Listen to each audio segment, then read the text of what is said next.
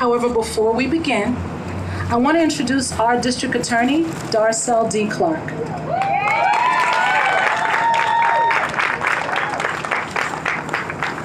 Hello, everyone, and thank you for joining us. This is such beautiful weather today, isn't it?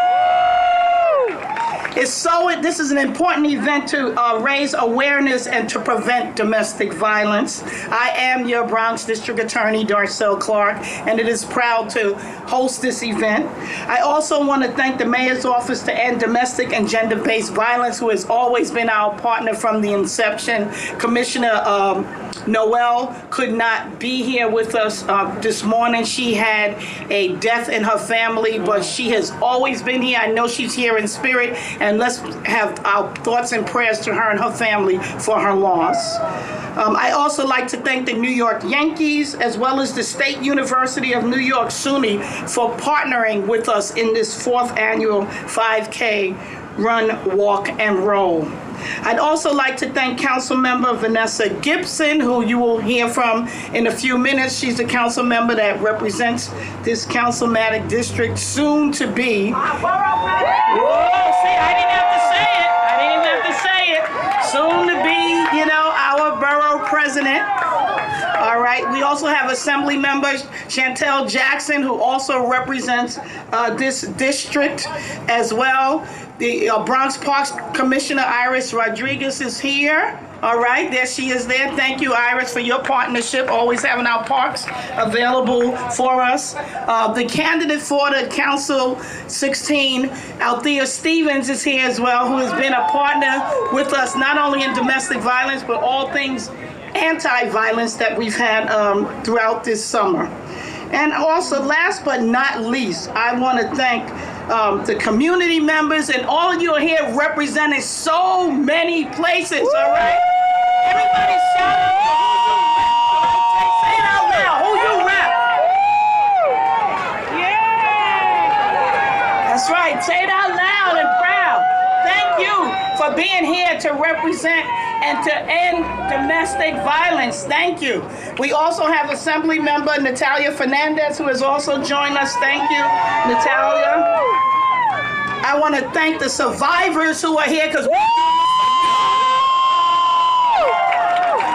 and the loved ones who support them as victims of domestic violence. Last but not least, I want to thank my Bronx DA staff who is here, because without them, we would not have this.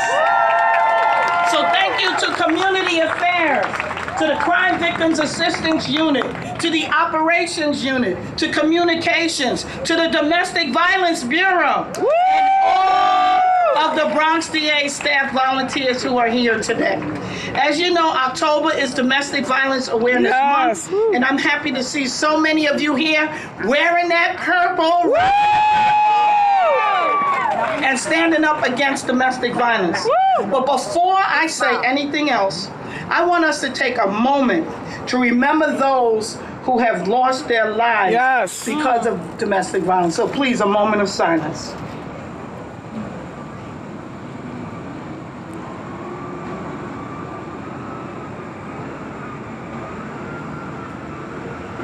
Thank you very much. May their spirits be with us always. And although they are no longer physically here with us, they are not forgotten.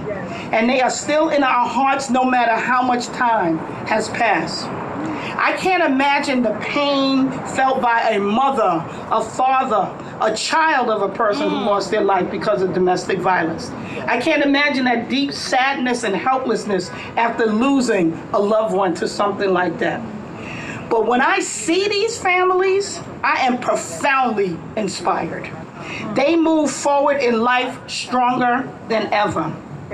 Some of you here are survivors of domestic violence. Or you may know a survivor, and it may be your mother, your daughter, your son, a friend.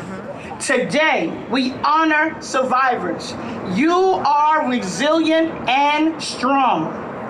If you are a victim of domestic violence, in the eyes of your abuser, you are less than a person. But that could be no further from what the truth really is. Because you are powerful and unbreakable. Woo! Words and physical violence will never bring you down. Please remember that what happened to you does not define you, and it does not make you less than others.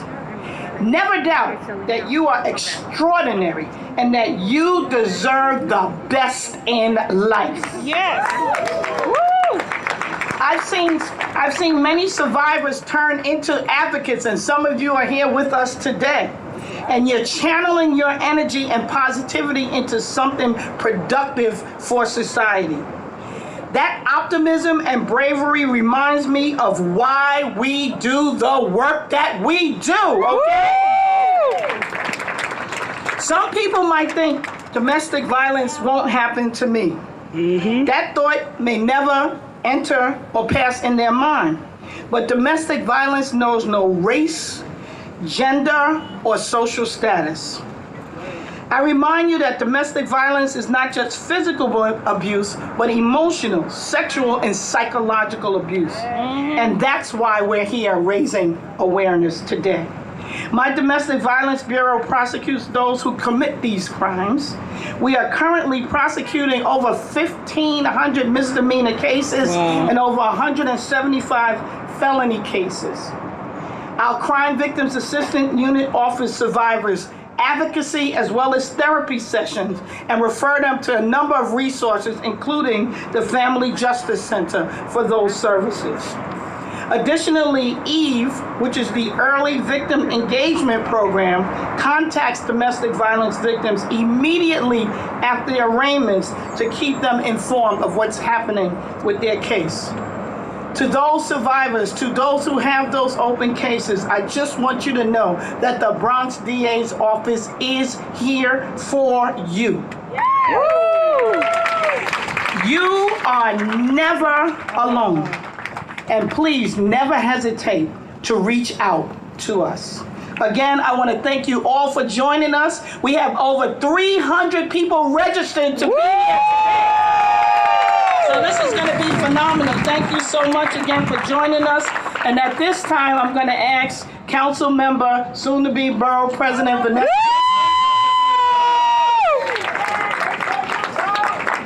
Good morning, everyone. Good morning. Thank you so much to everyone for being here, and welcome to this annual recognition of Domestic Violence Awareness Month. First, I want to thank our incredible District Attorney, the Honorable Darcel Clark. To the District Attorney's team, to the Domestic Violence team, and all of the team at the District Attorney's Office for what you do every single day. Thank you. To each and every one of you, to our community partners, our faith leaders, elected officials, advocates, survivors, those that are here because we care. I salute each and every one of you. We stand here united in solidarity, wearing purple as a sign of hope for a better tomorrow. Having optimism for our brothers and sisters, making sure that we are reminded of our purpose every single day. While October is the month in which we recognize domestic violence awareness, I want you to know we do this work every single day. We work around the clock to support the victims, to turn them from a victim into a victor of their success. To make sure that they are success stories and not statistics. To let them know that their circumstance doesn't define who they are. Everyone has a story to tell, but that story does not end with who you are, because you are better than your circumstance. And to all of our partners, from the Mayor's Office to End Domestic and Gender-Based Violence, which I've been very proud to work with Commissioner Cecil Noel, to the NYPD, to the 44th Precinct who's here, all of our domestic violence and police officers who do this work, and each and every one of you. The New York City Council has been proud to work with many organizations. We have a Dove Domestic Violence Initiative that we fund every year, over $6 million that we invest into domestic violence services, because we know that we have to work with a victim, a client, and their family from beginning to end.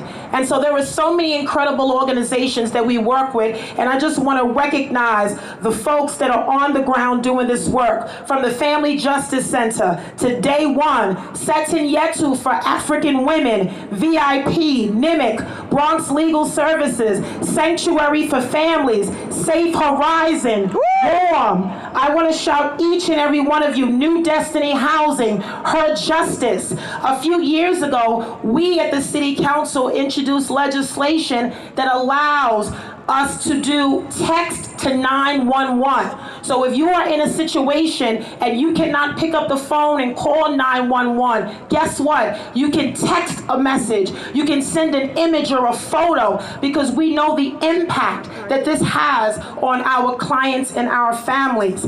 And understand, while domestic violence affects men and women, it has a disproportionate impact on women of color and their children. It doesn't just affect our sisters, but it affects their children and families. So when we address domestic violence, when we denounce violence in all forms, we are taking a stand for our children and our families to give them hope when they feel hopeless.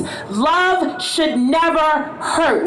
And if you know someone that is in a situation that is harmful to them, as the DA said, it doesn't have to be physical. You may not see those scars, but those scars are there. The signs are there. The red signals are there.